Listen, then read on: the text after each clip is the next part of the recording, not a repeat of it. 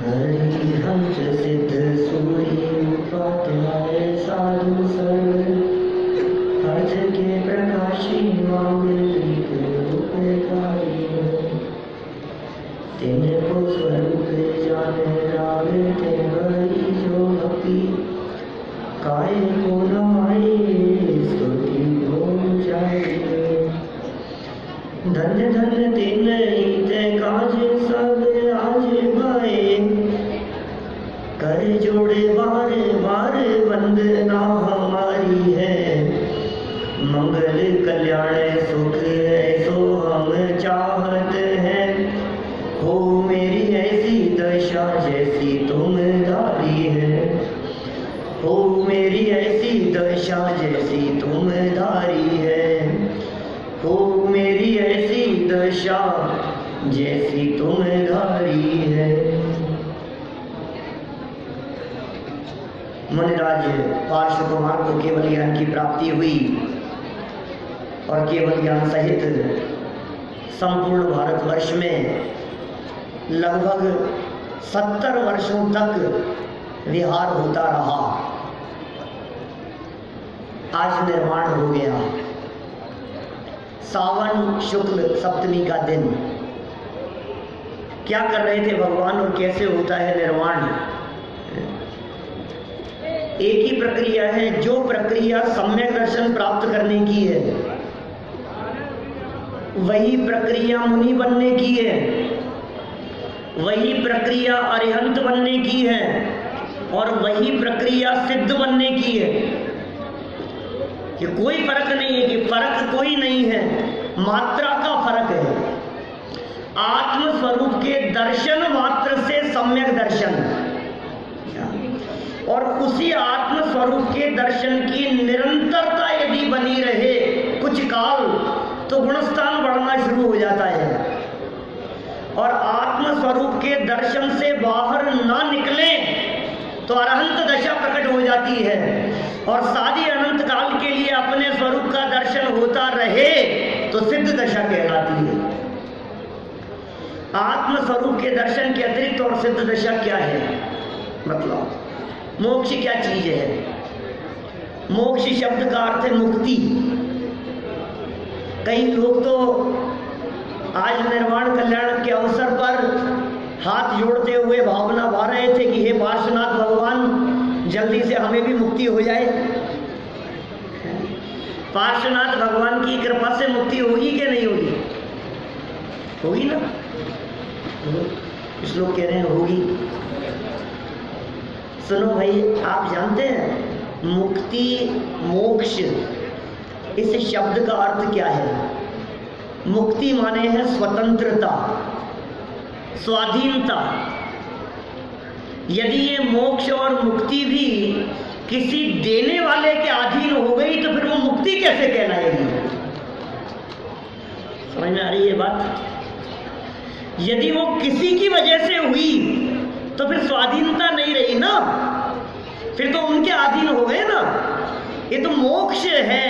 यहाँ रंच मात्र भी पराधीनता का काम नहीं है। जहाँ परतंत्रता किंचित भी न हो उस अवस्था का नाम मुक्ति है। और ये मुक्ति का मार्ग 70 वर्षों तक पार्श्वनाथ स्वामी यहाँ इस धरातल पर बैठ करके बताते रहे। तो ग्वालियर आए होंगे कि नहीं? बीच में आए होंगे। भव्य जीवों के भाग्य से न मालूम कहाँ कहाँ विहार होता रहता है, सर्वत्र। और सुनो, समूह शरण की रचना ही इतनी बड़ी होती है कि आज का हिंदुस्तान तो बहुत छोटा है उसके सामने। आप आदिनाथ भगवान के समय की अयोध्या की यदि बात करो तो अयोध्या इतनी बड़ी थी कि पूरा हिंदुस्तान उसमें समा जाए, इतनी बड़ी विशाल अयोध्या थी। 12 योजन बाई 9 योजन की का तो समूह शरण। वो अयोध्या कितनी विशाल होगी जिस अयोध्या में आदिनाथ भगवान का समूह शरण था। धीरे धीरे समूह शरण की रचना काल क्रम से इस अवसर्पणी काल के अनुसार घटती चली गई।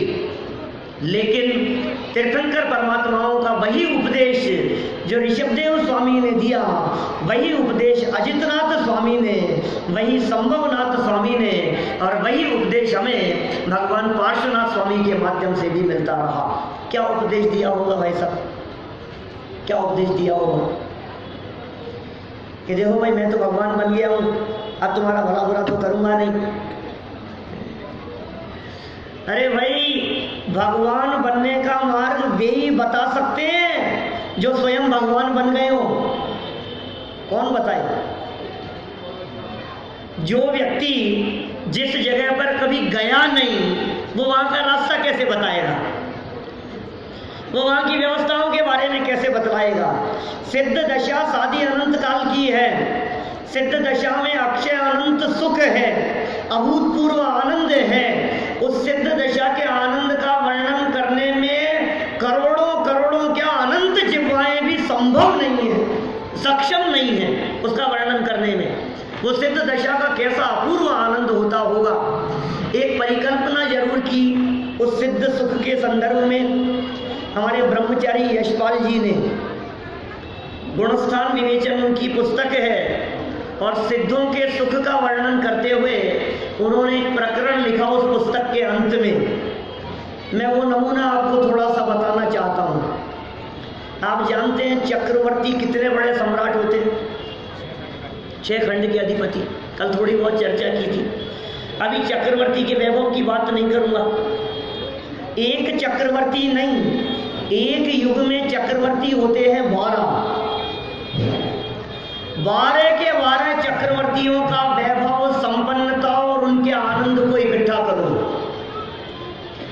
न केवल 12 चक्रवर्ती, इनके अतिरिक्त 9 नारायण, 9 प्रतिनारायण, 9 बलभद्र, 63 शलाका पुरुष, 169 महापुरुष, सबके आनंद को इकट्ठा करो। सबके वर्तमान आनंद को इकट्ठा किया।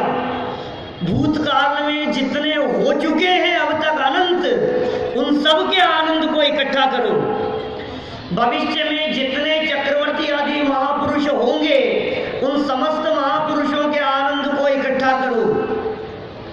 जितने चक्रवर्ती आदि हैं इससे अनंत गुना भोग भोगते हैं भोग भूमिया के जीव। उन सारे भोग भूमिया जीवों के त्रिकालवर्ती सुख को एकत्रित करो। स्वर्ग के देवों के और इंद्रों के वैभव और उनके आनंद को इकट्ठा करो। और सबको इकट्ठा करने के बाद उससे अनंत गुना विलक्षण जाति का सुख सिद्ध परमात्मा एक समय में भोगते हैं। क्या कहा? इनसे अनंत गुना नहीं, जाति भिन्न है। इस जाति का आनंद नहीं, लेकिन आप कल्पना कीजिए जरा कि वो सिद्ध परमात्मा किस तरह का आनंद भोगते होंगे। साधी अनंत काल तक ये पार्श्वनाथ स्वामी उसी आनंद का उपभोग करने वाले हैं। और समव शरण में बैठकर ये पार्श्वनाथ स्वामी ये उपदेश देते रहे कि ये भव्य जीवों, जिस आनंद को वे सिद्ध परमात्मा भोगते हैं, जिस आनंद को मैं साधी अनंत काल के लिए भोगने वाला हूँ, वही आनंद तुम वर्तमान में यहाँ पांडाल में बैठे हुए अनुभव कर सकते हो। क्या पात्रता चाहिए उसके लिए? क्या योग्यता चाहिए? कौन से जीवों को आनंद की प्राप्ति होती है? क्या करना पड़ेगा उसके लिए? कितनी पढ़ाई चाहिए? शास्त्री करना पड़ेगा कि आचार्य करना पड़ेगा? पंडित बनना पड़ेगा, विद्वान बनना पड़ेगा?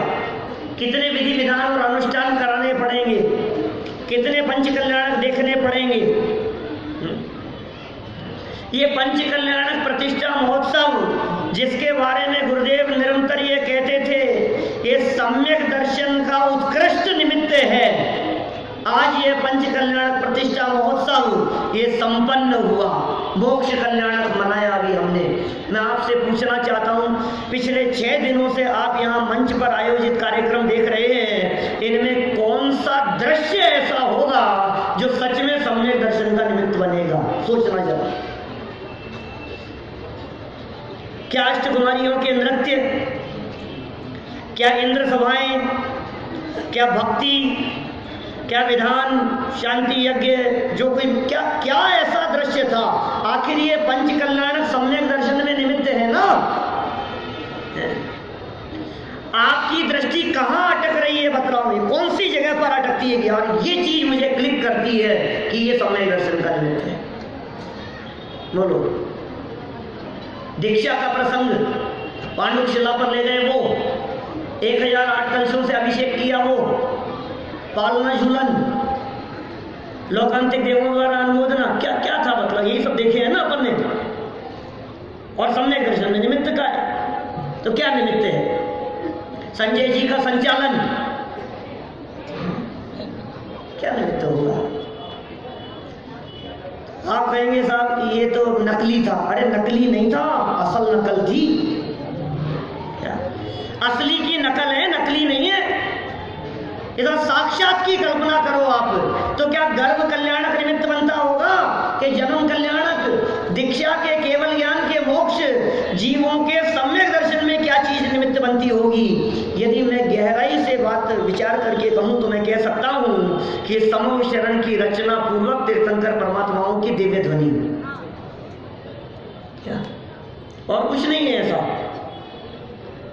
क्योंकि सम्यक दर्शन की प्राप्ति में 5 लब्धियां कही है: क्षयोक्षम, विशुद्धि, देशना, प्रायोग्य और कर्ण। और इनमें यदि निमित्त रूप से किसी की बात करें तो वो है देशना लब्धि, जिसमें निमित्त की बात है। और देशना लब्धि में सर्वोत्कृष्ट देशना साक्षात तीर्थंकर परमात्मा की देशना से बढ़कर के और क्या हो सकती है? क्या देशना होती है? क्या उपदेश दिया उन्होंने? भक्त नहीं भगवान बनने का मार्ग बतला दिया। ये वे भगवान है, देखो 3 लोक 3 काल में ऐसे परमात्मा आपको कहीं नहीं मिलेंगे जो ये कहेंगे कि हे भक्त, ये भक्त रहना ये तुझे शोभा नहीं देता, तो हमारे बगल में आकर के बैठे ये तुझे शोभा देता है। भक्त नहीं भगवान बनने का मार्ग बताने वाले, अपने बगल में बिठा लेने वाले। कोई बिठाए बगल में? थोड़े से विद्वान हो जाए तो अपने बगल में न बिठाएं। थोड़ा सा पद अपने आप का बड़ा समझ ले तो ऐसे समझिए कि हमारे बगल में क्यों आ रहा है, ये ऊपर क्यों चढ़ रहा है, ये ऊपर क्यों बैठ रहा है, ये वो भगवान है। ये वीतरागी है भाई साहब, ये वीतरागी हैं, ये सर्वज्ञ हो गए हैं। ये वीतरागता और सर्वज्ञता के माध्यम से, ये दिव्य ज्ञान के माध्यम से जान करके ये बात कह रहे हैं, ये बात जान रहे हैं कि आज इस पांडाल में बैठे हुए लोग अल्पकाल में मेरे बगल में आकर के बैठेंगे। ये उनके ज्ञान में नहीं झलक रहा है। पार्श्वनाथ भगवान के ज्ञान में बात झलक रही होगी कि नहीं? बोलो साहब, हवाना वाले पंडित जी है, उनके ज्ञान में झलक रही है ना अपनी सिद्ध दशा। वैसा ही आनंद, वही अभूतपूर्व आनंद। ये आनंद नहीं नाचने में बहुत आनंद आया, चमर हिलाने में बहुत आनंद आया और घोषणा आज के आनंद की जय, आनंद की जय, बहुत मजा आया साहब, पंचकल्याणक में बहुत मजा आया। किस चीज का मजा था? किस चीज का आनंद था बताओ? नाचने का आनंद, खाने पीने का आनंद, व्यवस्थाओं का आनंद, किस चीज का आनंद भोगा आपने? आत्मा का आनंद था। आत्मा का आनंद आया कि नहीं आया? अतीन्द्रिय आनंद आया कि नहीं आया? ये जो आनंद, जो जिस आत्मा के आनंद की आप बात कर रहे हैं, ये भी विकल्पात्मक आनंद है। मैं निर्विकल्प आनंद की बात कह रहा हूं। यह बात परम सत्य है कि निर्विकल्प आत्मा की अनुभूति विकल्पात्मक दशा के बिना नहीं होगी। जिन्हें अभी विकल्पों में भी आनंद नहीं आ रहा है, वो निर्विकल्प अनुभूति की कल्पना से भी दूर है। इसलिए पहले विकल्पात्मक भूमिका में वो आनंद आए। ये मुक्ति है भाई साहब। किससे मुक्ति हुई उनको? द्रव्य कर्म से।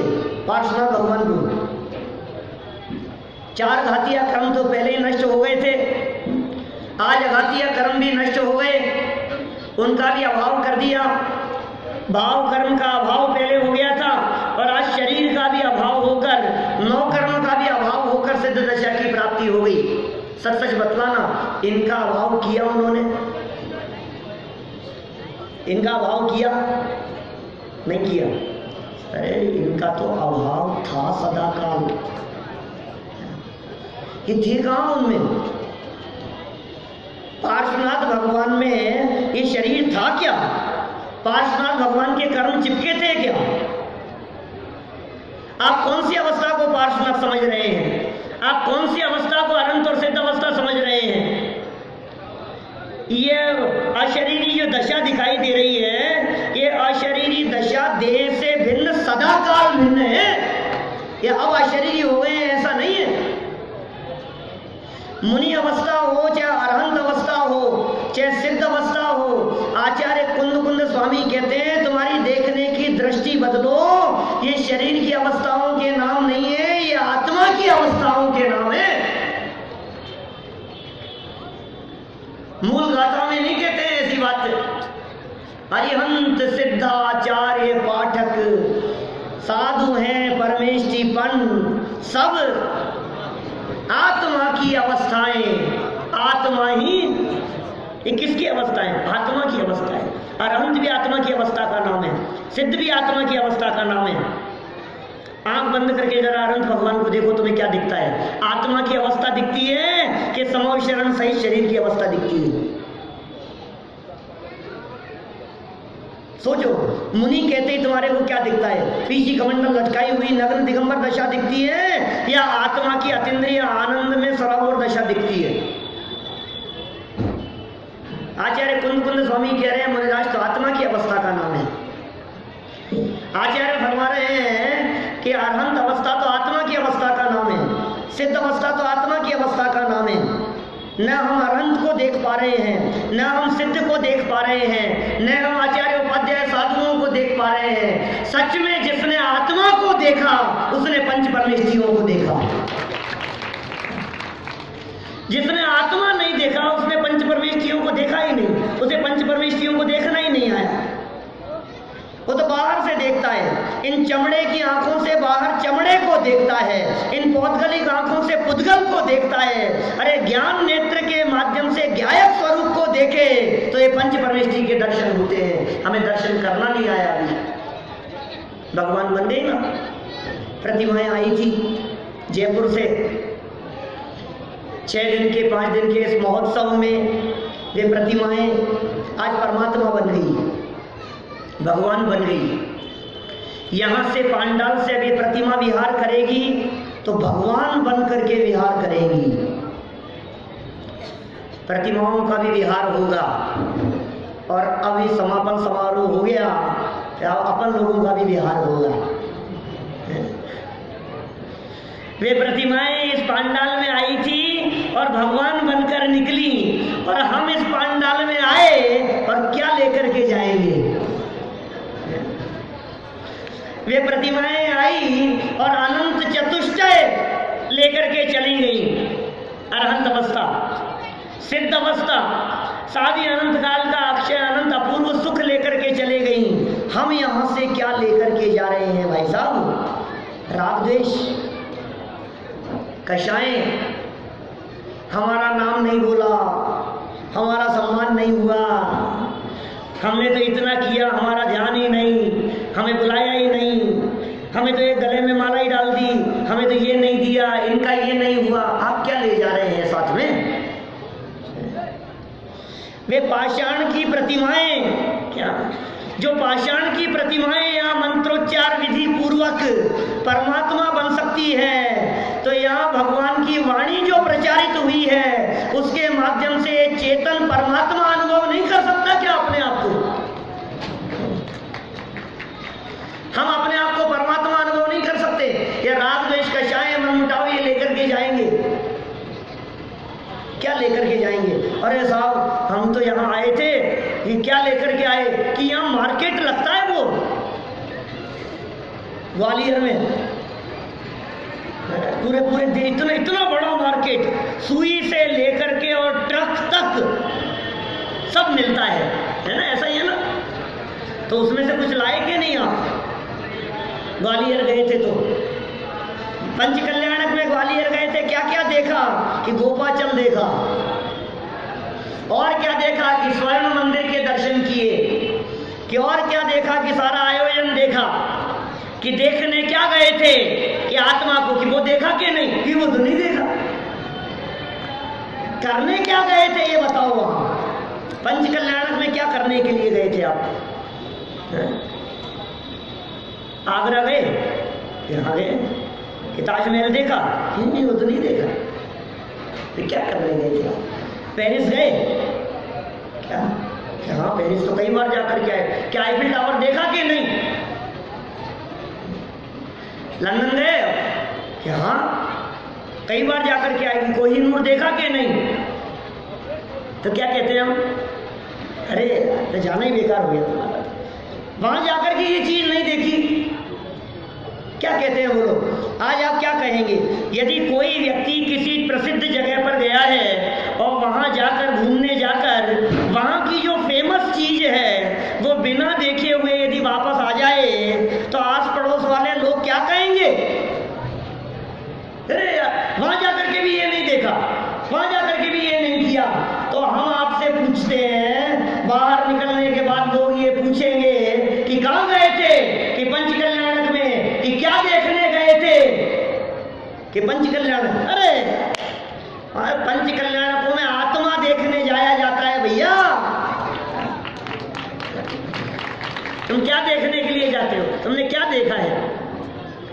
तुम जो देख रहे हो और जो देख करके आए हो, तुम इधर उधर अटक करके रह गए। अरे समव शरण में जाकर के भी आपको पता है 12 सभाएं जहां लगती है उसके पहले 7 भूमियां होती है। 8वीं भूमि में 12 सभा लगती है जहां तीर्थंकर परमात्मा की दिव्य ध्वनि चलती है। चैत्य प्रसाद भूमि, खातिका भूमि, लता भूमि, उपवन भूमि, ध्वज भूमि, कल्प वृक्ष भूमि, भवन भूमि, और फिर आती है अंतिम भूमि जहां भगवान की दिव्य ध्वनि सुनने का अवसर मिलता है। क्या होता है इन 7 भूमियों में? नाट्यशालाएं हैं, नाच गान चल रहे हैं, बावड़ियां बनी हुई है, बहुत सुंदर सुंदर पिकनिक स्पॉट जैसे बने हुए हैं, ध्वजाएं हैं, उपवन हैं, कल्प वृक्ष बने हुए हैं, और लोग भगवान की दिव्य ध्वनि के लिए जाते हैं और फिर क्या करते हैं? अंदर तक पहुंच ही नहीं पाते और बीच में ही अटक जाते हैं। जब समव शरण का वर्णन पहली बार पढ़ा था बहुत सालों पहले, तो चित्त में ये विकल्प खड़ा हुआ कि साक्षात तीर्थंकर परमात्मा का समव शरण और रचना करने वाले कुबेर, ये कुबेर ने ऐसी ऐसी काय को रचना करी? अचल जी भाई, ऐसी रचना क्यों करी कि लोग दिव्य ध्वनि सुनने के लिए न जाकर के बीच में अटक जाए? हटाओ ना यार, ये सब ये क्या दुकानें लगा रखी है बीच में लोगों को अटकाने के लिए? जाने दो ना, सीधे जो लाभ प्राप्त करने के लिए आए हैं डायरेक्ट वहां क्यों नहीं जाने देते हो? कि इसलिए नहीं जाने देते कि अंदर जाकर के उपद्रव मचाएंगे। पहले ही जिनकी पक्की रुचि नहीं हो उनको एक चलनी लगाकर, फिल्टर लगा करके छांट दो, बाहर ही रोक दो। अंदर तक कौन पहुंच पाएंगे दिव्य ध्वनि सुनने के लिए? जो असली रुचि वाले होंगे। हमारे इस पंच कल्याण प्रतिष्ठा महोत्सव में भी प्रवचन सुनने के लिए कौन लोग बैठेंगे? जो असली रुचि वाले होंगे। बाकी तो क्या करेंगे?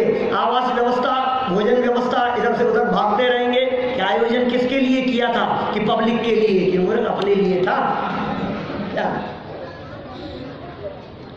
अंदर से सूचना आई है कि पूरा समय लेना। हाँ हाँ, बता दूं आपको, नहीं तो लोग सोचेंगे कि पर्ची आ गई, अब तो बंद होने का काल आ गया। क्या सूचना ये आई है कि आप अपना पूरा समय लेना, समय में कटौती नहीं करना। कोई कटौती नहीं करने वाला हूं मैं, और मैं तो कहता ये हूं भगवान पार्श्वनाथ स्वामी के ज्ञान में जितना झलक रहा है उतना ही पूरा लूंगा। यहाँ तो कम ज्यादापन का सवाल ही नहीं है, कुछ भी बिल्कुल पूरा ही होगा। तो बात क्या चल रही थी? समव शरण की चर्चा चल रही है, दिव्य ध्वनि के प्रसंग की चर्चा चल रही है, और दिव्य ध्वनि खिरना शुरू हुआ पार्श्वनाथ स्वामी की, और सारे नगर में और सारे देश में सौदरविंद्र के माध्यम से घोषणा कर दी गई और लोग आते रहे। और फिर क्या किया? सौदर में इंद्र के निर्देशन में कुबेर ने फिल्टर लगा दिया कि नहीं नहीं यार, ऐसे तो बहुत भीड़ हो जाएगी। तो क्या करो?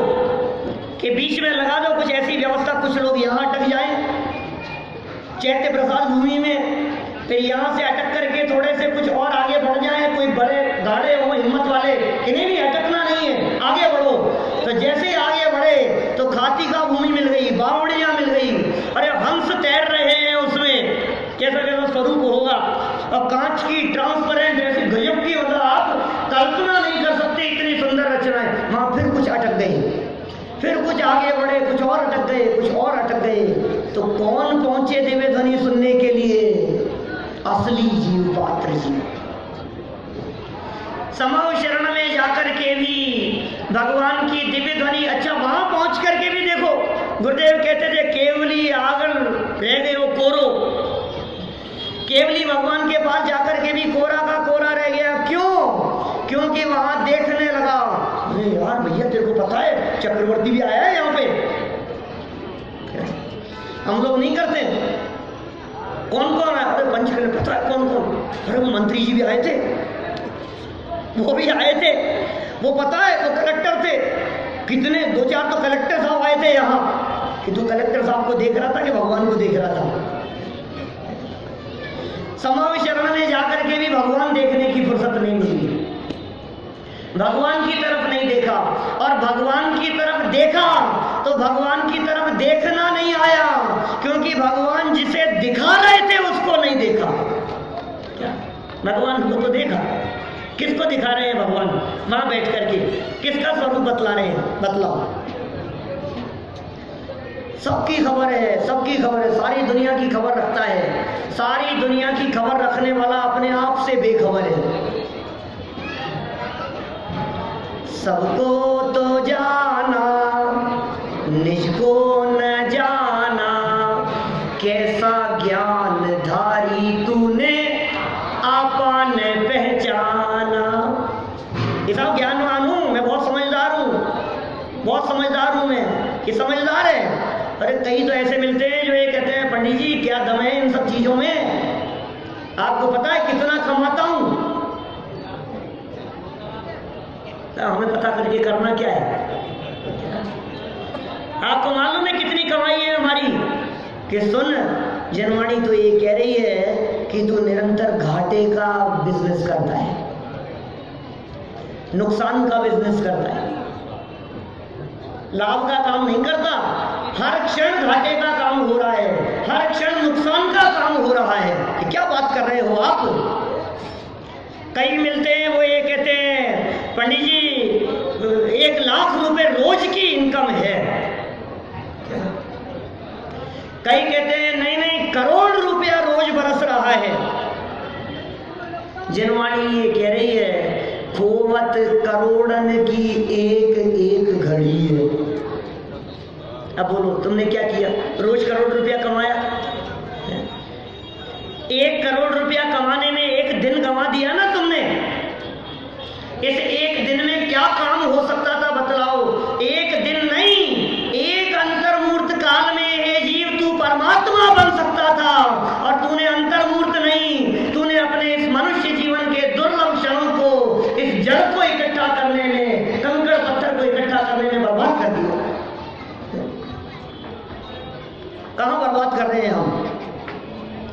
कहां हमारा उपयोग जा रहा है बतलाओ? ये उपयोग की बर्बादी नहीं हो रही है क्या? ये निरंतर हर क्षण एक समय में उत्पन्न हुई चैतन्य की पर्याय, ये ज्ञान की पर्याय, जो अपने त्रिकाली ध्रुव ज्ञायक का अवलंबन लेकर के आनंद रस से सराबोर हो सकती थी, उस एक समय की ज्ञान की पर्याय को हमने ये कंकड़ पत्थर को चुनने में लगा दिया, इनको इकट्ठा करने में लगा दिया। एक एक समय की ज्ञान की पर्याय की बर्बादी है। ये दुर्लभ मनुष्य जीवन के क्षण ये कहां बर्बाद हो रहे हैं, हमें इसका कुछ विचार विवेक ही नहीं है। भाई साहब ये मोक्ष कल्याण का प्रसंग है, ये मुक्ति की चर्चा चल रही है यहाँ पर। ये मोक्ष कैसे होता है? ये मोक्ष कौन से जीवों को होता है? जो जीव अपने आप को मुक्त अनुभव करते हैं उन्हें मुक्ति की प्राप्ति होती है। हे भगवान हमारा भी मोक्ष हो जाए, हे भगवान हमारा भी मोक्ष हो जाए। हे प्रभु कब ऐसा अवसर आएगा? जुगल जी बाबू जी की पंक्तियां पढ़ो, कितना पुरुषार्थ उछलता है उन पंक्तियों में। कौन सी पंक्तियां? प्रभु मेरे मंडप में आओ, क्या है आज? है आज मुक्ति का उद्घाटन। आज कौन सा समारोह है कि साहब? समापन समारोह। समापन समारोह आज समापन समारोह है कि उद्घाटन समारोह है? क्यों था? जिन जीवों को समापन समारोह दिख रहा है उन लोगों को ये समारोह देखना नहीं आया क्या? हमारे यहाँ समापन समारोह नहीं होता, हमारे यहाँ तो उद्घाटन ही होता है, समापन नहीं होता भाई साहब कभी। कई लोग पूछते हैं, कभी कभी जब आयोजनों में इधर उधर जाते हैं और कुछ गाथा चलाते हैं ना, तो 5-7 दिन 10 दिन कोई गाथा चलाई तो लोग पूछने लगते हैं, पंडित जी गाथा खत्म करोगे ना? गाथा पूरी होगी कि नहीं होगी? हमारी गाथा कभी पूरी नहीं होती। ये क्या बात कर रहे हो आप? गाथा पूरी नहीं होती? अरे हमारे यहाँ तो सिद्ध दशा में भी उद्घाटन होता है, समापन नहीं होता। क्या है? अव्ययवाद सुख साधी अनंत काल के लिए रही है अनंत काल। कि साहब कभी तो अंत आएगा, कभी तो आएगा ना अंत, आएगा कभी अंत। अंत का क्या काम है? जहां अंत आ जाए हमें वो काम नहीं करना। हम तो वो काम करेंगे जिसका अंत नहीं आए, जिसका समापन नहीं हो। हमारे दादा एक बात कहते हैं हमेशा, छोटे दादा की बात कह रहा हूँ, भारेन जी की। वो कहते हैं आज तक जितने काम शुरू किए वो काम हमने कभी बंद नहीं किए। क्या? चाहे पाठशालाओं का संचालन हो, चाहे प्रशिक्षण शिविर हो, चाहे शिविरों का आयोजन हो, चाहे कोई किसी भी तरह का आयोजन, जो भी उन्होंने कार्यक्रम शुरू किए, तत्व ज्ञान के प्रचार प्रसार की गतिविधियों को उन्होंने शुरू किया, उन्हें कभी बंद नहीं किया और वो पंचम काल के अंत तक चलती रहेंगी। देखिए ये मुक्ति के उद्घाटन समारोह की चर्चा है भाई साहब। ये साहब पार्श्वनाथ स्वामी को तो मुक्ति हो गई, अब हमें क्या हुआ? कल तक तो उनका सहारा था, आज तो वो भी नहीं बचे, अब तो वो भी नहीं रहे ना हमारे बीच में। अब हमारा क्या होगा? अब कौन संभालेगा? पारस प्रभु जी पार लगा दो, ऐसा होगा? मंझधार में है नैया, प्रभु पार लगा देना, ऐसा होगा? पार्श्वनाथ भगवान उतर करके आएंगे पार लगाने के लिए? सुनो भाई, एक दिन ऐसा हुआ, पार्श्वनाथ भगवान से जाकर मैंने खड़े होकर के मांग लिया, हे भगवान आप तो अनंत सुखी हो, थोड़ा सा मुझे भी दे दो। अनंत जानते हैं ना प्रभु, मैं तो थोड़ा सा मांग रहा हूँ, थोड़ा सा मुझे दे दोगे तो आपके अनंत में कुछ फर्क नहीं पड़ेगा? कमलेश जी वैसा कुछ फर्क पड़ेगा क्या? जो अनंत है जिसके पास में, अजीत जी भाई साहब दिल्ली में, आपके पास तो अथाह है, आप थोड़ा सा मेरे को दे दोगे तो कुछ कमी नहीं पड़ेगी। ऐसा कहते हैं ना लोग, अरे साहब आपके पास क्या कमी है, आपके पास क्या कमी है? हे प्रभु पार्श्वनाथ आपके पास क्या कमी है? थोड़ा सा हमें दे दो, आपके पास तो कोई फर्क नहीं पड़ेगा। अनंत सुख में से थोड़ा सा दे दिए जाने पर आपके कोई कमी नहीं पड़ेगी। जैसे ये वाक्य निकला, सामने से पार्श्वनाथ स्वामी ने ऐसी डांट लगाई कि समझता क्या है अपने आप को। फिर थोड़े करुणावंत होकर बोले कि सुन, तेरी ही तरह मैं भी जगह जगह जाकर के सुख के लिए भीख मांगता था, लेकिन अंदर की बात बताऊं, मुझे किसी ने भीख में आनंद नहीं दिया। जब मुझे किसी ने नहीं दिया और मैंने अपने पुरुषार्थ से अनंत सुख प्रकट किया, तो ये मुफ्त का माल नहीं है जो मुफ्त में दे दूं। तुझे चाहिए तो अपना आनंद तुझे प्राप्त करना पड़ेगा, अपने पुरुषार्थ से प्राप्त कर।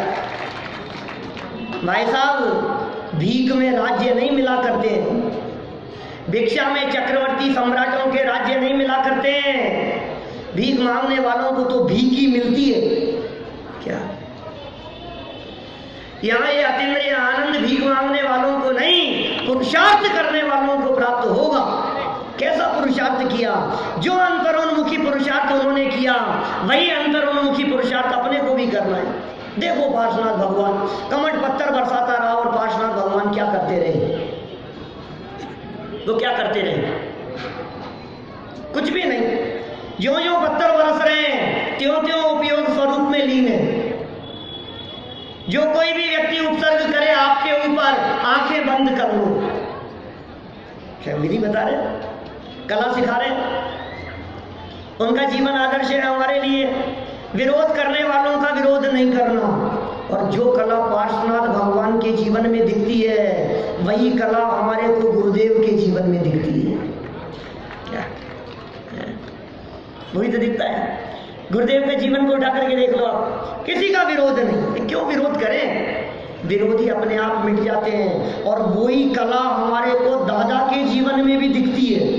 करते रहो जिसको जो करना हो, हम अपना काम करते रहे, हमें नहीं देखना किसी की तरफ। किसी का कोई विरोध नहीं, किसी से कोई झगड़ा नहीं, किसी से कोई विवाद नहीं। किसी सामने वाला व्यक्ति गालियां दे रहा है कि दे रहा होगा, वो मुझे गालियां नहीं दे रहा, वो अपने आप को गालियां दे रहा है। वो मेरा विरोध नहीं कर रहा। विरोध करने के लिए उठने वाली उसकी परिणति में उसके अपने स्वभाव का विरोध हो रहा है।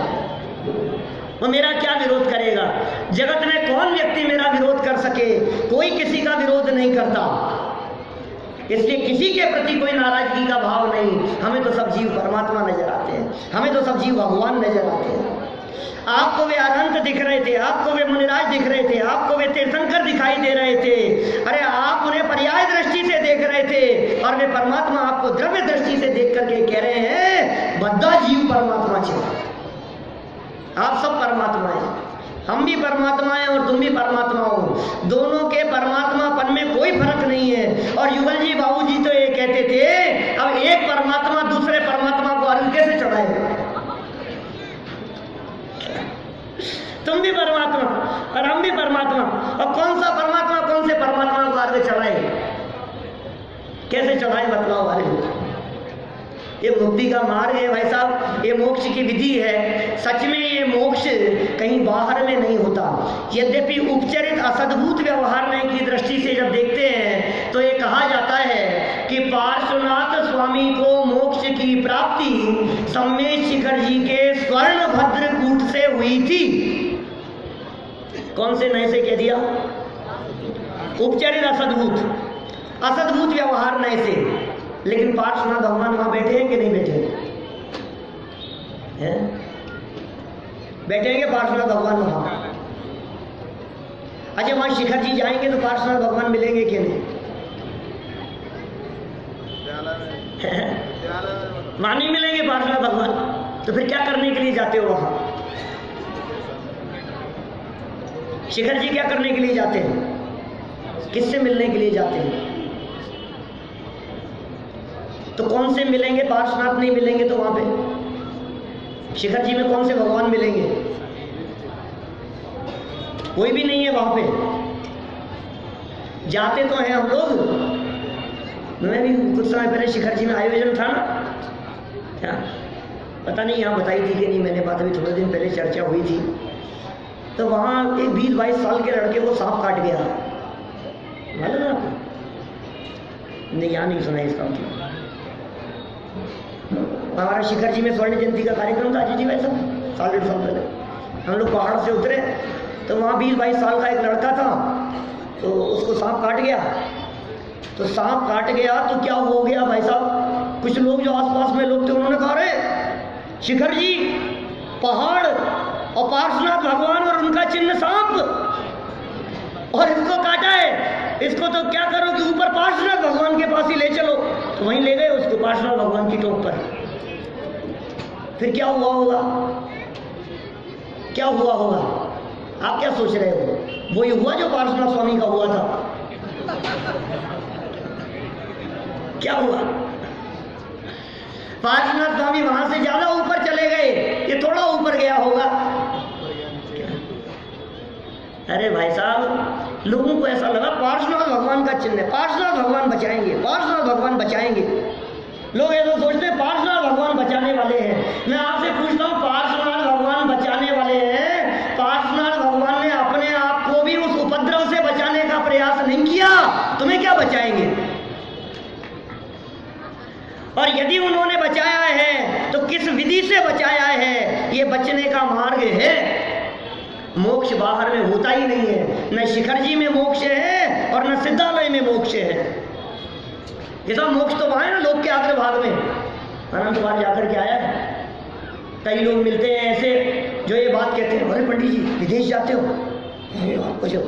कई लोग परिचय देते समय ऐसा कहते हैं, अरे पता है ये पंडित जी फॉरेन रिटर्न है, अमेरिका, लंदन, अफ्रीका, मालूम कहाँ देशों में जाकर के आए, सब जगह प्रवचन के लिए। तो मैं कहता हूँ सुन, तू जो कम परिचय दिया है, हम तो सिद्धशिला रिटर्न है। अरे रिटर्न होने में क्या दम है ये बताओ? फॉरेन रिटर्न होने में क्या दम है?